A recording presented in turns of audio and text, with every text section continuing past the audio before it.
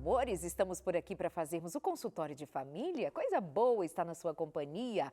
Eu fico sempre muito feliz, especialmente por dividir por aqui, fazer chegar até você conteúdo que faz a diferença. E tem sido assim na vida de muitas pessoas. Hoje nós vamos falar sobre espiritualidade e família, fé e família.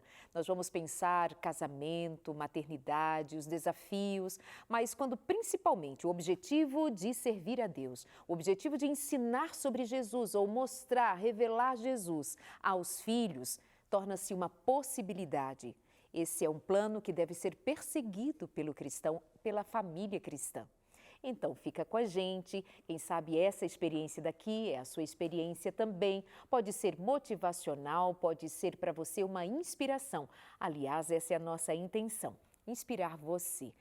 Não considerando facilidades, mas desafios e a possibilidade que está nas mãos de Deus quando Ele diz ser e é o Deus do impossível.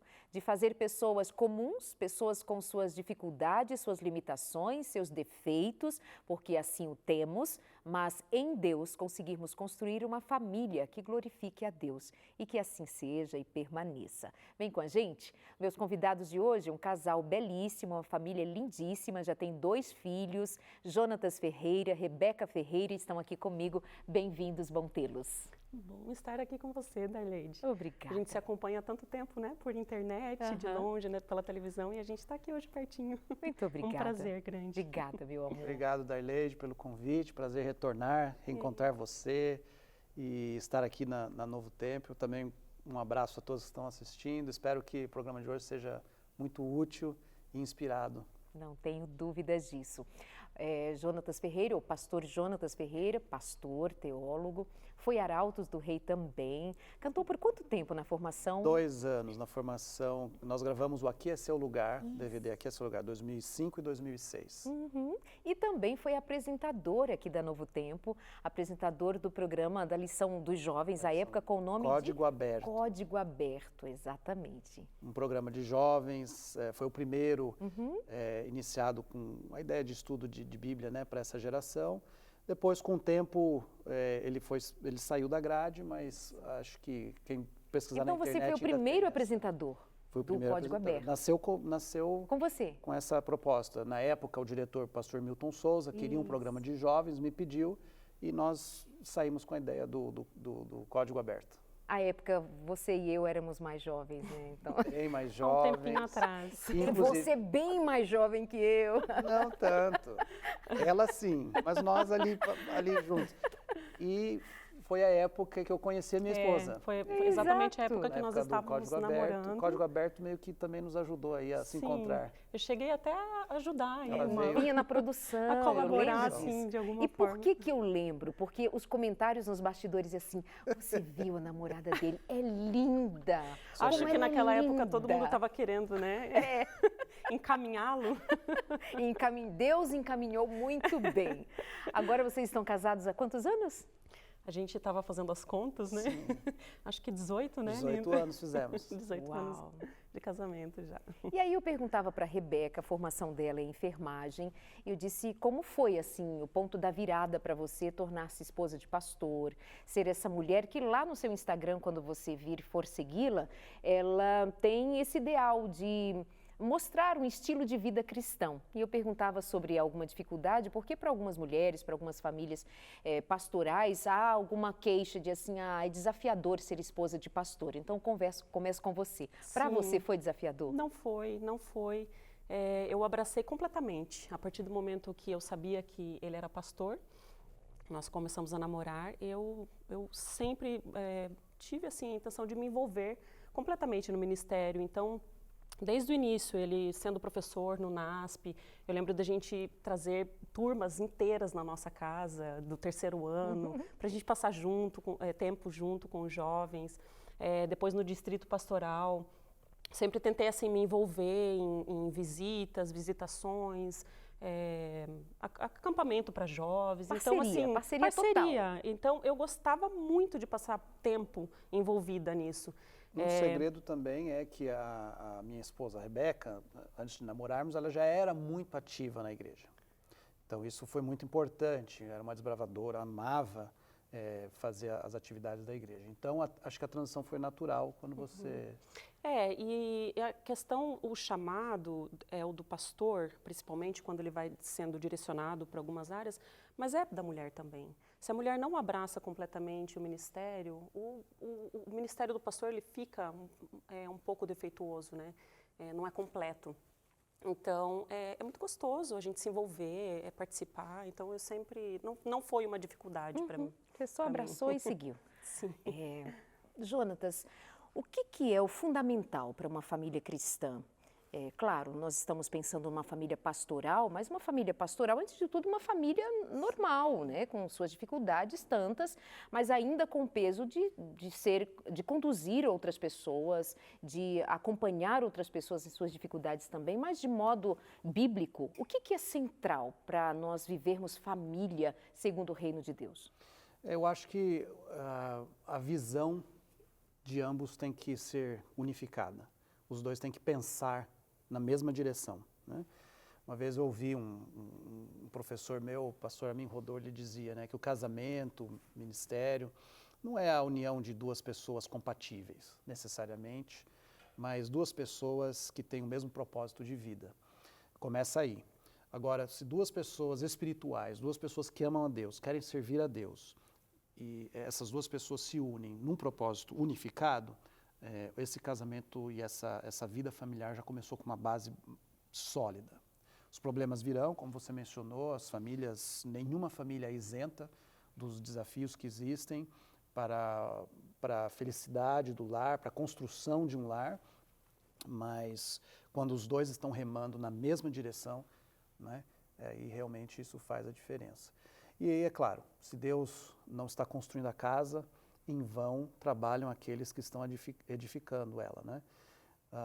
Deus é realmente, não apenas no altar, quando a gente diz diante de Deus que queremos a presença dele, mas ao longo da vida Deus precisa ser um elemento presente, atuante na vida individual, né, dos líderes dessa família e também no grupo.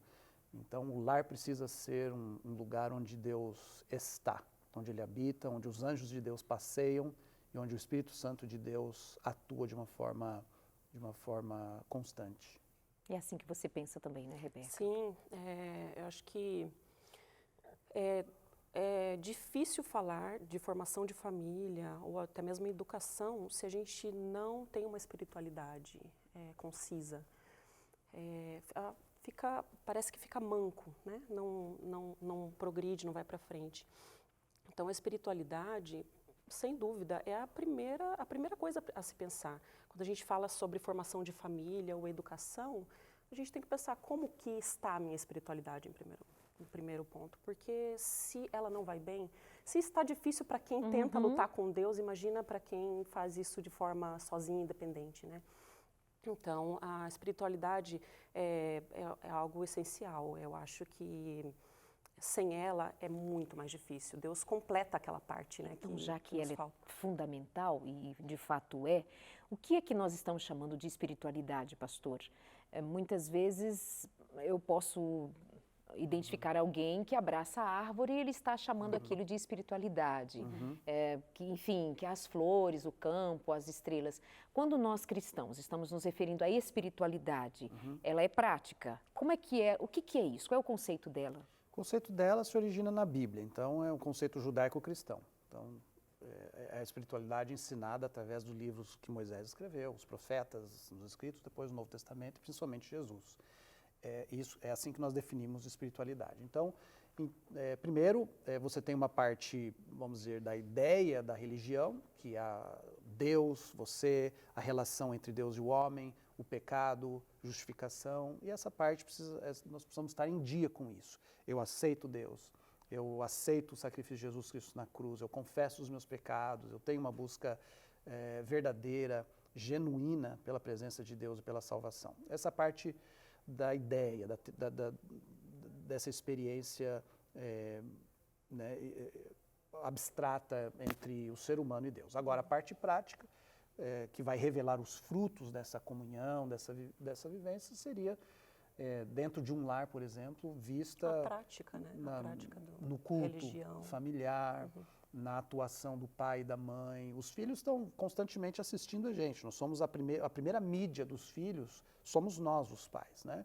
Antes do tablet, antes da televisão, eles estão olhando para nós e aprendendo conosco. Então, um pai e uma mãe que têm princípios e desejos voltados para Deus, os filhos vão entender isso sem máscara, sem camadas. Eles pegam isso muito rapidamente. Um pai que está dedicado exclusivamente a ganhar dinheiro, a ganhar um sucesso lá fora, os filhos também vão pegar isso daí, entender isso daí como um modelo de vida. Então, a parte prática seria uma família, pais que são dedicados na obra do Senhor, que usam recursos para ajudar pessoas, ajudar a avançar a mensagem. E dentro do lar, são pessoas que demonstram uma religião verídica, né? Na prática também. Então, o culto familiar é um ponto alto do lar, as orações que são feitas, as leituras da Bíblia que são feitas em conjunto, nos momentos de reunião familiar, o tipo das conversas, né, das discussões que acontecem dentro do ambiente familiar. Então, tudo isso constitui os elementos dessa espiritualidade que nasce, cuja raiz dela é a Bíblia, é a palavra de Deus, e exemplificada de forma absoluta em Cristo Jesus. É muito fácil a gente querer que os nossos filhos sejam algo diferente de nós, mas geralmente a gente tem que se posicionar como exemplo, como o Jonatas falou, né? Eles não vão ser algo diferente do que nós já estamos fazendo, do que é uma realidade para a gente já no nosso lar. Então, a prática constante, o exemplo, a repetição, é algo que precisa acontecer, principalmente relacionado à leitura da Bíblia, sabe? A conversa, a gente lá em casa, a gente gosta muito de conversar sobre alguns assuntos. E a gente percebe que as crianças, eles abraçam aquele assunto de forma completa. E o entendimento deles, às vezes, é muito melhor e maior do que a gente acha que eles Pela vão idade ter, deles. pela idade deles. Então, assuntos, não ter medo de trazer assuntos bíblicos, a compreensão deles é muito grande. Né? Para dar um exemplo prático, Sim. a Rebeca teve uma ideia, na verdade, o meu filho, Nathan, meu filho mais velho, chegou um dia e pediu, eu quero conhecer mais da Bíblia, porque ele vê a gente estudando, vê que o pai está na biblioteca todo dia dedicado em questões de Bíblia, eu quero entender mais. E o irmão dele, que é 5 anos mais novo, disse o mesmo, eu quero entender mais, quero conhecer as histórias mais da Bíblia. Então a Rebeca fez um projeto com eles de leitura do ano bíblico com as crianças, começando em Gênesis 1, versículo 1, e todos os dias, todas as noites, antes deles dormirem, principalmente ela com eles, eu várias vezes, mas principalmente eles, devido à minha pesquisa, eles começaram a ler 2, às vezes 3 capítulos por noite. A gente apagava a luz no quarto, eu às vezes ligava uma lanterna, que ficava tudo escuro, eles se concentravam melhor, e a gente começou a fazer isso. O medo era muito grande quando ele chegou com essa... Ele, né, que propôs com essa ideia. Por quê? Todos os dias. O ano bíblico são todos os dias. Não que você já não faça isso, exige normalmente, muita disciplina, mas né? é muita disciplina, né?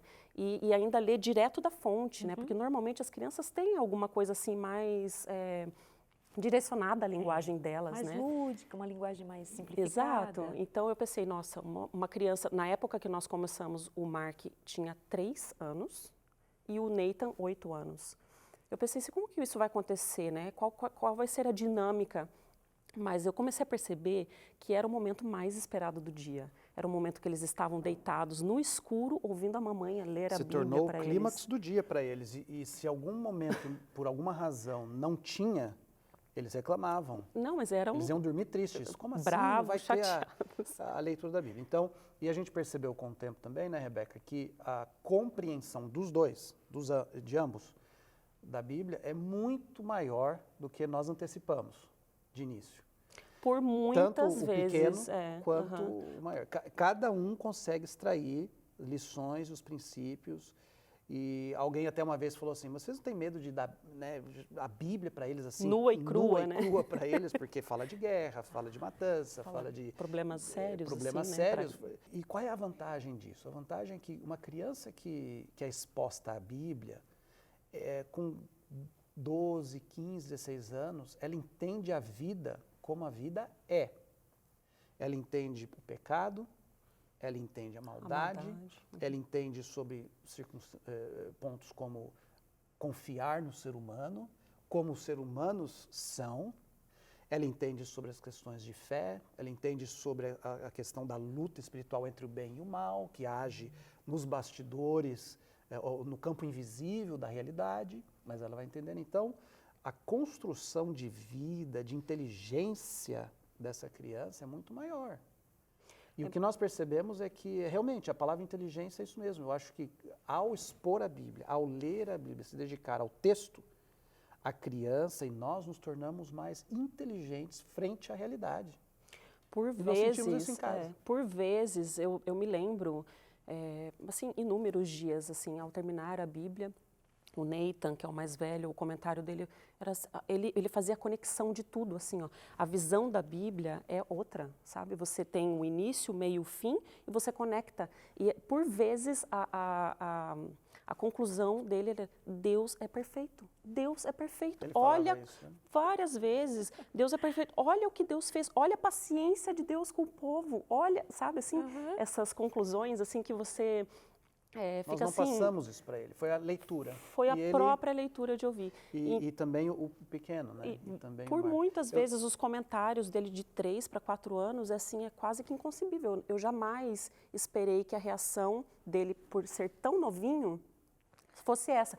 Porque, assim, o meu objetivo com o Nathan era assim: ok, vamos terminar, vamos cumprir um ano bíblico. Né? E ele vai entender mais. Mas com o Mark, eu pensei, como ele é pequenininho, ele vai aqui estar se acostumando com a leitura da Bíblia e vai, para ele, se acostumar com a rotina. Eu não esperava que ele fosse entender completamente assuntos, mas assim, e aí no início eu até chegava assim: ó, filho, você pode brincar com esse brinquedinho? Fica brincando, porque eu pensava assim, ele vai se distrair e vai querer. Mas olha, no meio do capítulo, em vários momentos, mamãe, mas é isso então? Mamãe, então isso aconteceu? Assim, num assunto que eu imaginava que ele nem estaria prestando atenção, sabe? Hoje ele está indo entre 5 e 6 anos, né? Mas há momentos na nossa casa que a gente percebe a influência disso. Nós estamos passando um momento desafiador da nossa vida estudantil, do nosso trabalho. E esse pequenininho, o Mark, todas as noites, eu tenho fotos no celular, todas as noites, ele vai para a sacada do local onde nós estamos, ele ajoelha, e fica ali uns 5 minutos ajoelhado, orando para Deus, fazendo um pedido por um milagre, de uma coisa que ele quer, que ele sabe que a família está precisando. Então, nós cremos que isso já é um resultado, um fruto de uma exposição à palavra de Deus, uma exposição a um contato muito cedo com as coisas de Deus. Eu dou aula na Andrews, eu tenho 2 matérias em Novo Testamento, a Andrews é a universidade onde eu estou terminando um doutorado, em Michigan, nos Estados Unidos. E enquanto aluno eu dou aula, eu participo em 2 matérias, ajudando o meu departamento, a convite deles.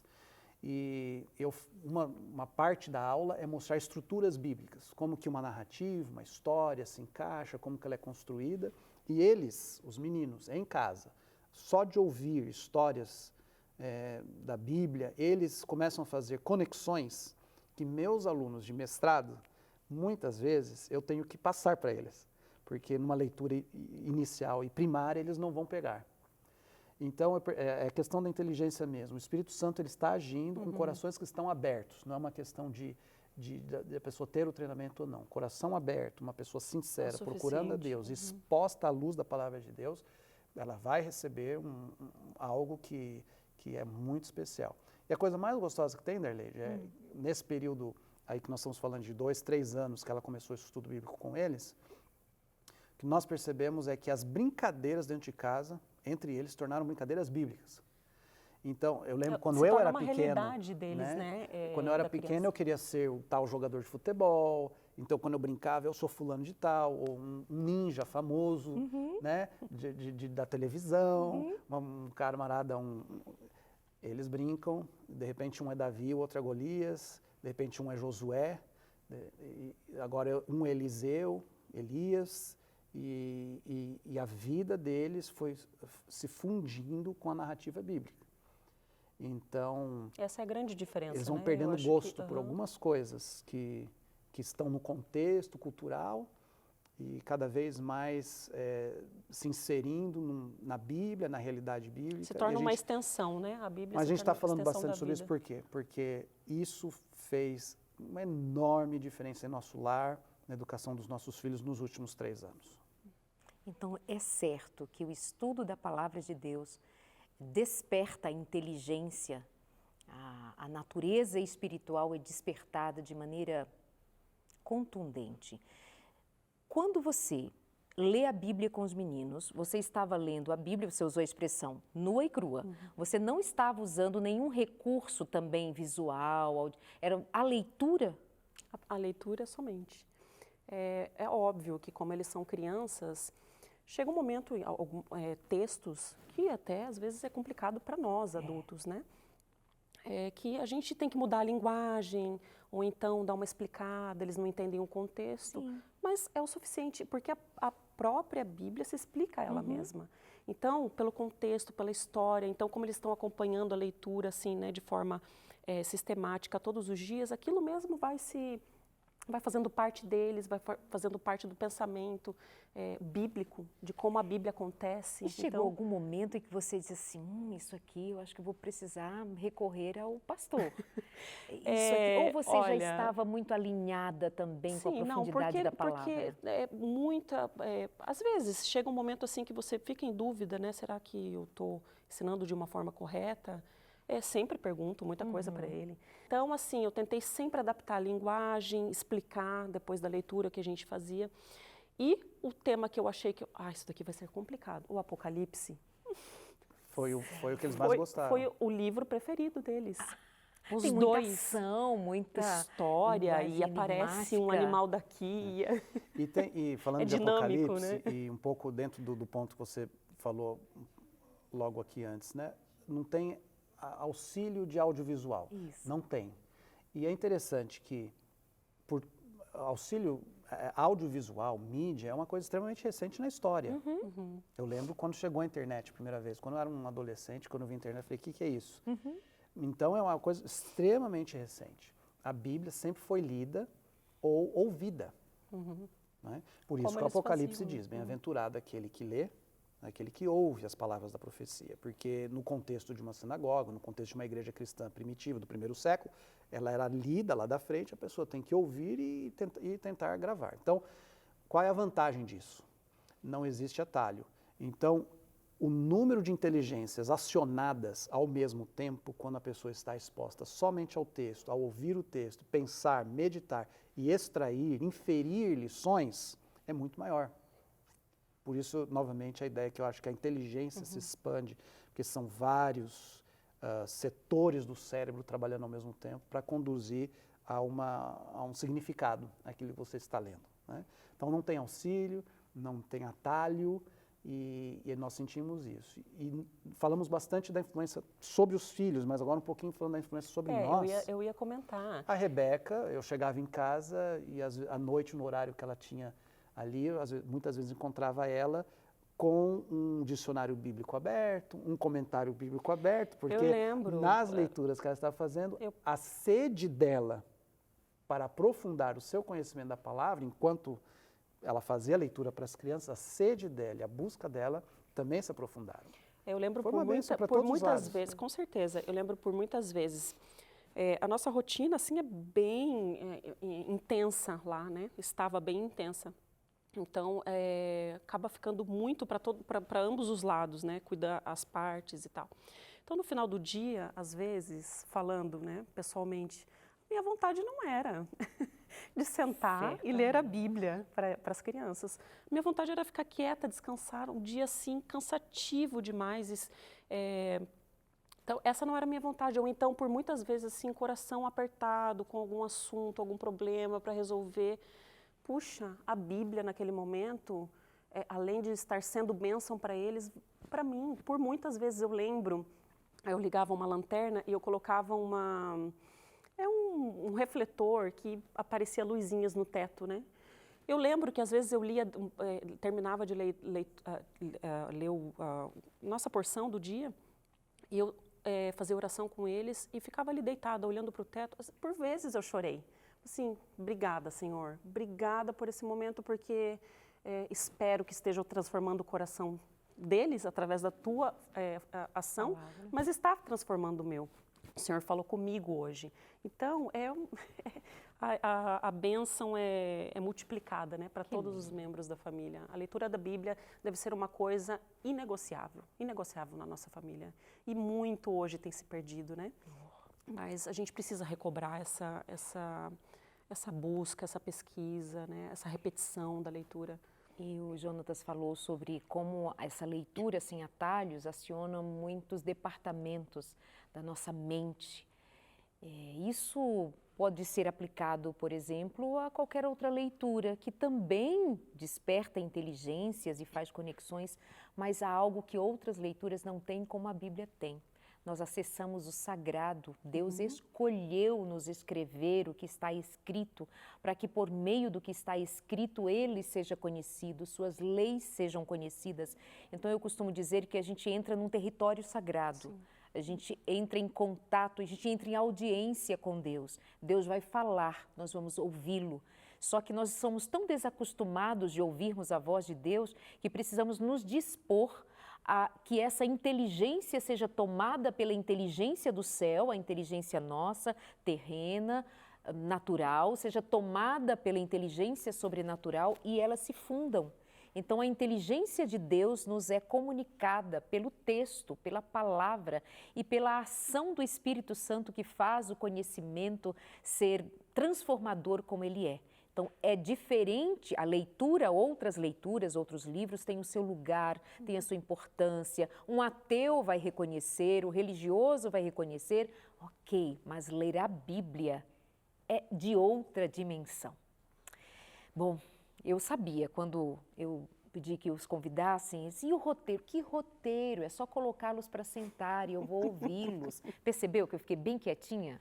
Ainda tem mais para dizer. Deixa eu só indicar para você a revista Pais Preparados, Filhos de Caráter. Isso também é uma forma que nós encontramos de motivar você a levar os seus filhos a ter conhecimento guiado, para que eles tenham caráter formado segundo a palavra de Deus. Entre em contato com a gente, nós queremos auxiliar você nesse processo exigente, pede disciplina, mas pede sobretudo fé. Porque, como disse Jesus, sem mim nada podeis fazer. Quem auxiliou a Rebeca e auxilia ao Jonatas e auxilia a você ou a mim, será sempre o Espírito de Deus, para que a gente dê conta daquilo que sozinhos não daríamos. Então, se Jesus nos auxilia, assim sejamos testemunhas do que Ele faz. Entre em contato com a gente, garante a sua revista Pais Preparados, Filhos de Caráter.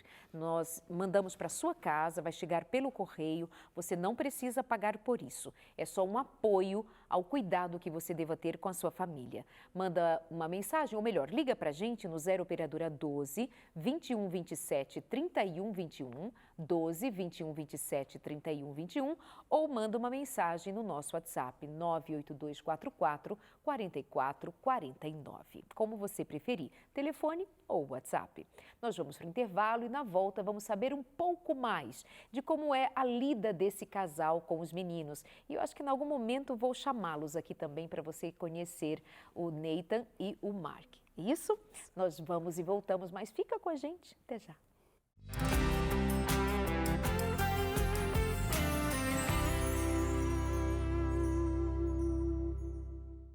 Amores, bem-vindos. Vamos continuar aqui o nosso consultório Portas Abertas. Entra, fica com a gente.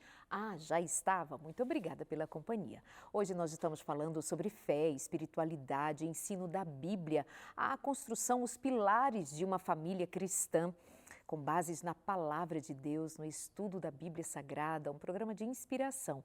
Hoje com o pastor Jonatas Ferreira, que é professor universitário na nossa universidade nos Estados Unidos, na Andrews, acompanhado da sua esposa, Rebeca Ferreira também, que tem como principal função, a mais linda de todas, ser esposa e mãe, coisa que os anjos dariam muito para serem mães e terem oportunidade de ter filhos e educá-los para conhecer a Jesus. Não é, Rebeca? É isso. Não é verdade, Jonatas? Que privilégio. Que chamado, né, de Deus, que privilégio que Deus nos dá, né? como mães. Influência, sim, tremenda. E às vezes eu fico pensando sobre isso,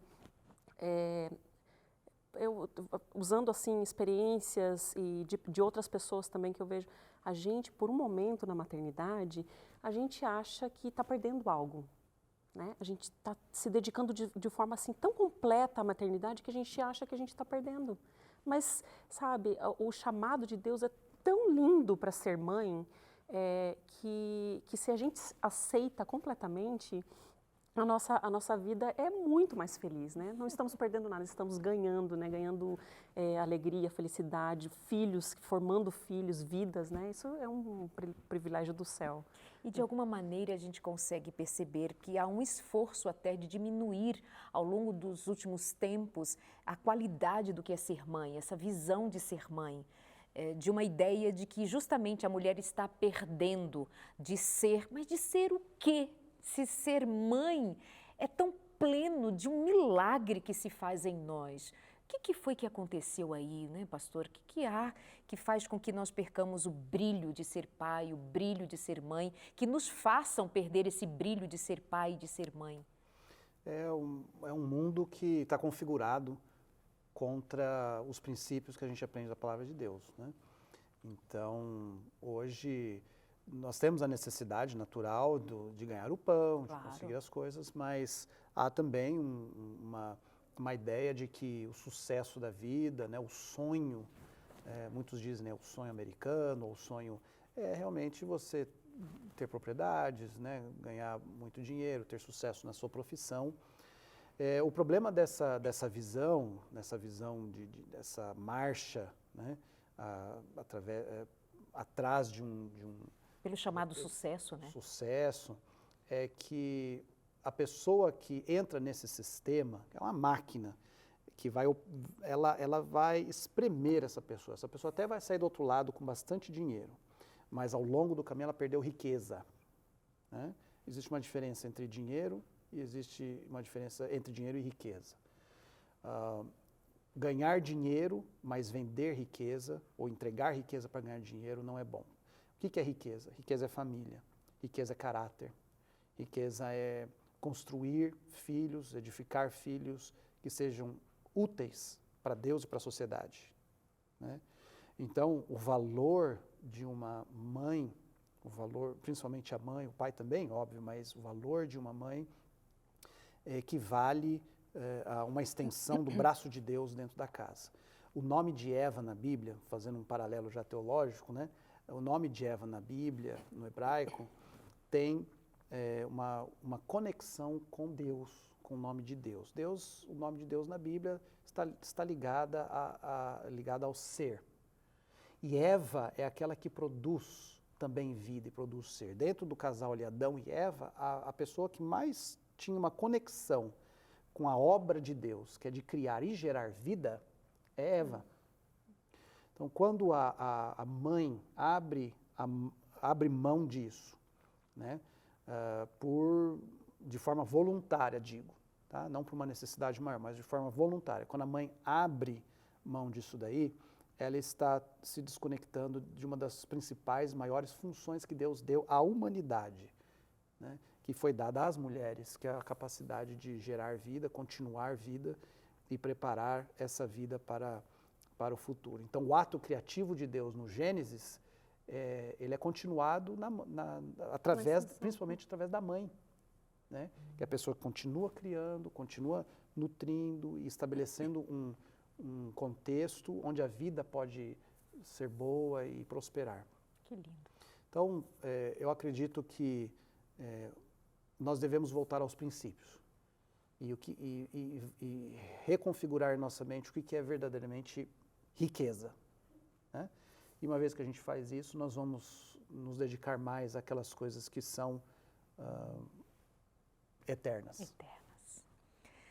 Amados, mas o que dizer de uma realidade presente, fortemente em nossos dias, com a presença das telas, do uso das redes sociais, dessa porta escancarada para o mundo que faz chegar até nós e até os nossos filhos muito dessa ideia de ser comprimido numa máquina que tem moído gente para fazê-los coisas, para objetificá-los, como mulheres são objetos, crianças, homens, todos nós tornados objetos e coisa para ser vendida, para ser comercializada.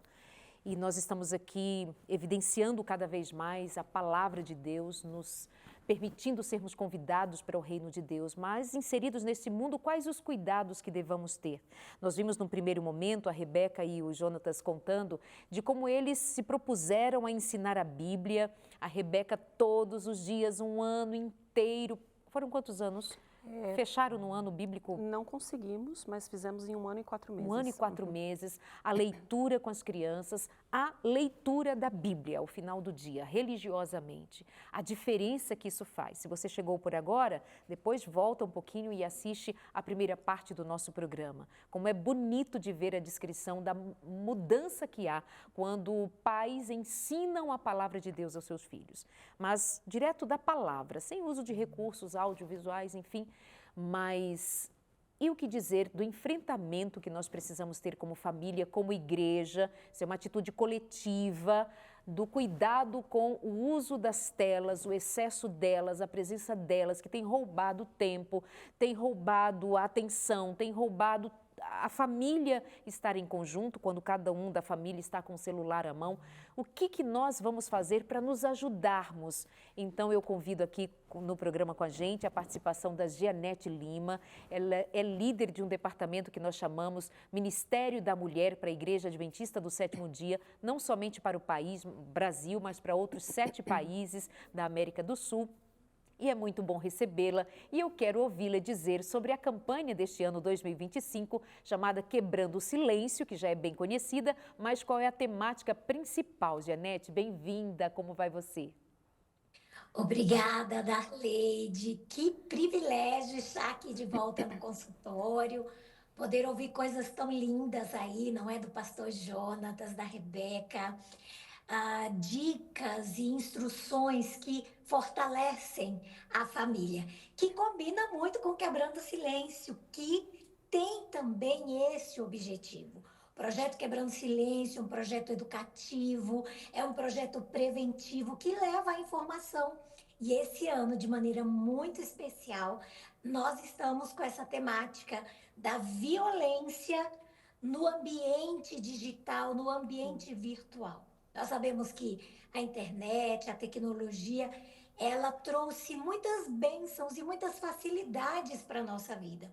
Muitas vezes a gente se descuida com aquilo que é bom e nós sabemos que num contexto do bem contra o mal, todas as ferramentas também são usadas para nos afastar do propósito e o que nós temos hoje é uma geração mergulhada, dependente das telas.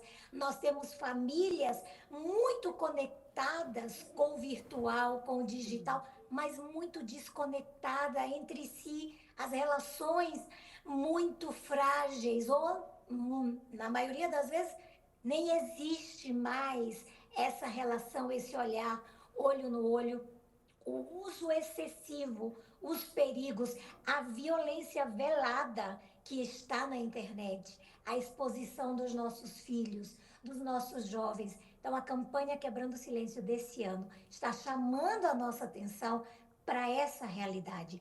Pais, mães, educadores, igreja, nós não podemos permitir que a porta fique aberta sem vigilância, sem cuidado. Nós não podemos permitir que os mais vulneráveis, que são as nossas crianças, os nossos adolescentes e os nossos jovens, fiquem expostos a esse tipo de violência. O que nós queremos este ano, todos engajados, todos juntos nessa conscientização, na leitura do material. Nós temos uma revista, eu tenho ela aqui comigo, é uma revista linda, ela traz várias advertências, perigo das telas, ela traz sugestões como a família pode, por exemplo, ter conexões mais significativas, como desenvolver a cultura do diálogo. O que nós queremos é todos juntos, cuidando dessa nova geração, cuidando das nossas relações, cuidando da nossa família, que é o mais importante. Não só as crianças e os adolescentes.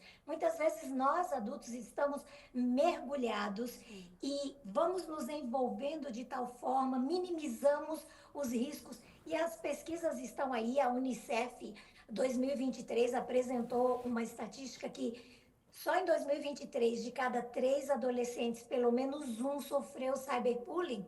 É um dos problemas. Nós temos muitos outros. A revista traz isso, a campanha traz isso. Nós temos uma revista para os adolescentes, nós temos uma revista para as crianças.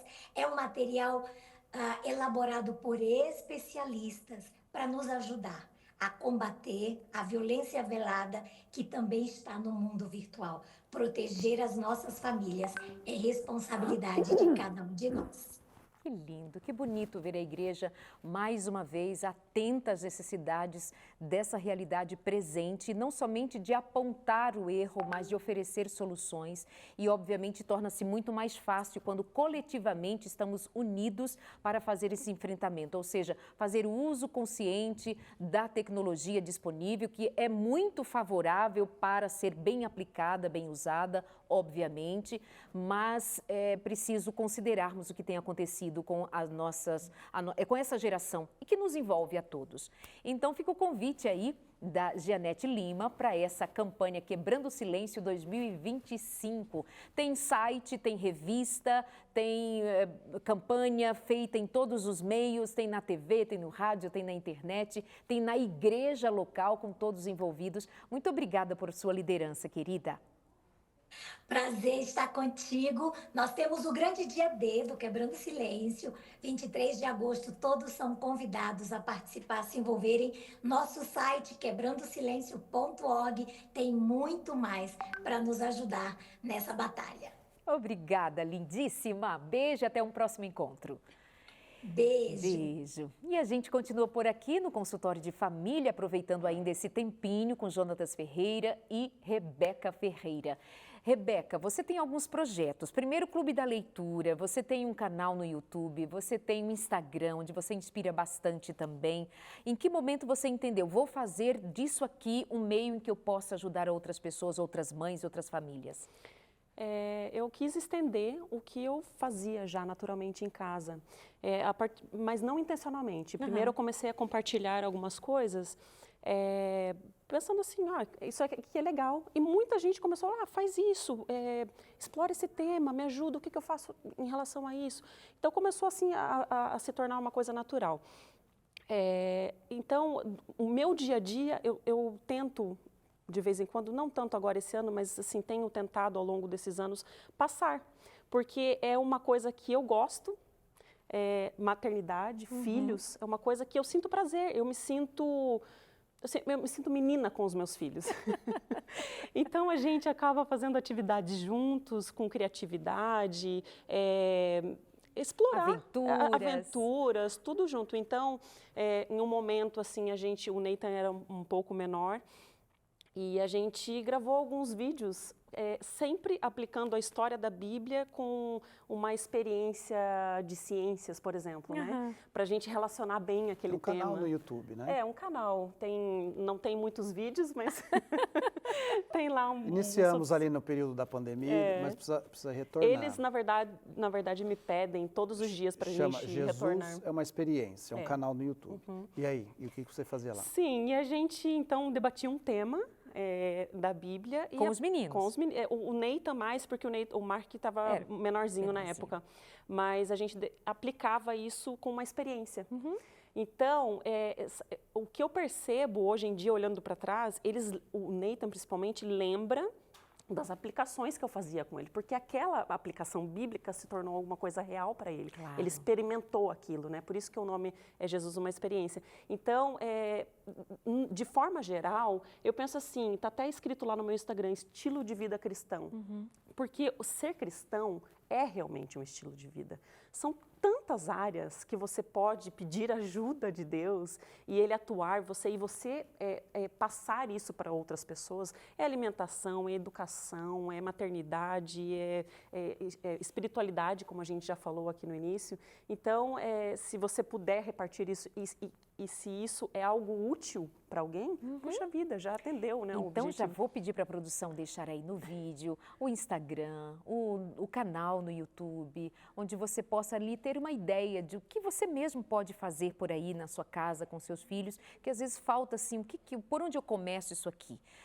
E aí eu acho que cabe muito bem, que é até honesto de a gente fazer a seguinte reflexão e eu quero a ajuda de vocês. As pessoas vivem dinâmicas diferentes, né? Elas têm o que trabalha na fábrica, sai de casa muito cedo, tem o que é professor e tem turnos manhã, tarde, noite, enfim. Enfim, dá para se aplicar algo assim numa rotina tão intensa, um relógio que não para, uma agenda que está sempre cheia. É preciso fazer algum sacrifício, muitas vezes na educação de filhos, de cuidado com a casa, de cuidado com a vida. Vejam, a gente tem falado sobre autocuidado. Como quem diria que algum dia a gente precisaria ficar fazendo campanha para você se cuidar? Mas as pessoas não se cuidam porque elas não têm tempo, outras não têm recursos, outras não têm por onde começar, não tem rede de apoio, é sozinha, não é o casal. Como é que a gente acode a estas pessoas? Eu vou pedir a que vocês falem nessa perspectiva, porque alguém pode olhar para vocês, e eu acho que a Rebeca já passou por isso, assim, você é muito privilegiada, você consegue guardar o sábado, fazer o pôr do sol. Então, sendo honestos como somos, de não nos fazermos de rogados ou cegos para a realidade, é possível? Sim. Sim, eu já recebi exatamente em algum momento aí, principalmente divulgando vídeos sobre sábado, que tipo de atividade fazer com as crianças no sábado. Mas olha, deixa eu falar uma coisa bem sincera. Adoro. A gente está se tornando um ser humano muito chato. Sabe por quê? Porque a gente fica achando desculpas o tempo todo para a nossa situação. Assim, mas eu não consigo assim, mas eu tenho essa vida, mas fica difícil. É difícil, sim. Nós estamos numa rotina frenética, parece que tudo assim está em movimento acelerado o tempo inteiro. E o próprio trabalho exige isso da gente para manter a família e tudo mais. Mas é possível. Quem quer, faz. Então, por exemplo, vai exigir sim um sacrifício, como a gente mencionou a questão da leitura da Bíblia. É difícil fazer isso? Sentar com as suas crianças por 30, 40 minutos, às vezes mais de uma hora, pelo interesse deles, não porque eu estou querendo que eles fiquem sentados mais de uma hora, lendo a Bíblia? Tá comendo um tempo que eu teria sozinha para mim, para descansar do dia no final do dia? Sim, óbvio. Mas a gente tem escolhas diárias para fazer. O que hoje eu penso assim que a gente... O que tem acontecido muito é que a gente, como pais, a gente está delegando a educação para muitas outras coisas. A questão de você, o cansaço, que é muito importante, que acaba influenciando no teu estilo de educação. Então a gente acaba assim, eu estou cansado, deixa que o outro faça, deixa que a tela faça, sabe? É muito fácil você delegar educação, mas a gente tem que chamar... a atenção, a responsabilidade para nós mesmos, sabe? Se eu pudesse só fazer um adendo Mas aqui. é claro que você pode. É o seguinte, a gente tem a impressão que a nossa correria do dia a dia é maior do que foi em toda a história da Terra, mas não. Por incrível que pareça, nós somos a sociedade, fazemos parte da sociedade com mais oportunidade de ócio possível. Vamos pensar aí 300, 400 anos atrás, praticamente nossos antepassados estariam, em grande parte, trabalhando em fazenda. Quem já trabalhou com terra, trabalhou em fazenda, sabe a grande dificuldade que é. Não tem luz elétrica a partir do pôr do sol, luz de lamparina. No entanto, dentro desse contexto, para citar um exemplo apenas, dentro desse contexto de fazenda, de trabalho com a terra, e nós temos na história do cristianismo americano um personagem chamado Guilherme Miller, que era um fazendeiro, e esse personagem chegava em casa partir ali da noite, abria a sua Bíblia em Daniel e começava a estudar, porque ele queria entender a Bíblia, o que Deus estava dizendo para ele, e às vezes passava a madrugada dentro fazendo. Não estou dizendo que esse é a receita do sucesso para a nossa sociedade, não é isso. Mas é o que a minha esposa estava dizendo. É uma questão de prioridades, em outras palavras. Quem tem uma prioridade muito distinta, muito clara, definida, vai fazer acontecer. E a palavra sacrifício, não sei se vocês perceberam, ela apareceu aqui várias vezes nessa conversa. É um sacrifício. Uma escolha significa sacrificar todas as outras. Claro que nós temos o nosso trabalho, temos que pôr pão na mesa, temos que pôr roupa, temos que pagar uma escola ou levar os filhos para a escola, manter eles na sua atividade, tudo isso. No entanto, a gente tem os 24 horas do dia, que a gente vai ter que achar aí um espaço para nós investirmos naquilo que é a nossa prioridade. Começando, por exemplo, parar de fazer o chamado scroll, né? Pegar ali aquele tempo que é passado olhando. A vida alheia. Como? A vida alheia. A vida alheia. Assistindo vídeos no YouTube, no momento que você pode, assistindo um filme seriado. Eu escuto muito nessa geração. Eu peguei esse seriado do início ao final, assisti todos os episódios. A pessoa fala como se fosse uma medalha, apontam assim, essa é uma grande medalha de ouro que eu carrego no peito. Eu penso, isso é um problema, né? Então, nós somos uma geração que, sim, estamos numa marcha frenética, temos as necessidades naturais básicas com nossos filhos, nossa família, porém, nós não podemos reclamar de que quem investe em espiritualidade, quem investe em educação de filhos, tem privilégios. Não é uma questão de privilégio, é uma questão de prioridade. Quem quer faz. Mesmo um fazendeiro como William Miller, que foi, no final, responsável por uma das grandes transformações do cristianismo americano, que depois acabou influenciando o restante do mundo, né? Então, como este, milhares e milhões de exemplos de pessoas que tinham uma prioridade e fizeram. E a gente precisa levar em conta, sobretudo, que nós não estamos nesta sozinhos. Sim. Deus nos oferece graça sobre graça para que sejamos capazes de depois dizer, Senhor, eis aqui a obra que fizemos segundo o Teu Espírito. Nós não estamos sozinhos. Uma mãe não está sozinha, um pai não está sozinho. A família não está relegada ao que ela pode ou deixa de fazer. Mas quando a gente pensa, buscar em primeiro lugar o reino de Deus e todas as outras coisas lhe serão acrescentadas, que coisas? Sobre quais coisas Jesus estava falando lá no Monte das Bem-aventuranças? Sobre coisas mesmo, sobre comer, sobre beber, sobre vestir. Ele está dizendo, eu sou provedor.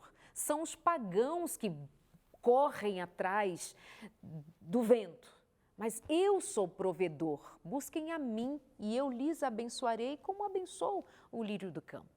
Então, isso é muito pesado para a gente admitir nos dias de hoje, no mundo do sucesso, no mundo do ter. É muito pesado. E alguém vai dizer assim, Darley, de menos, mas essas palavras não são minhas, não são do pastor Jonatas, nem da Rebeca, são as palavras do Senhor. O quanto a gente vai dar conta de tomar essa palavra e levá-la a contento, a sério, aí cabe a nós pensarmos a nossa entrega. Isso é muito importante que você está falando, Darley. Você puxou um ponto aí, acho que é fantástico, e toca na constituição do evangelicalismo atual. Que tem a noção de que bênção de Deus, significa bênção material. Existe toda uma teologia por detrás disso. As igrejas que pregam isso estão lotadas. A pessoa tem um relacionamento com Deus, mas quem está alimentando esse relacionamento é Mamon. Exatamente. Tá?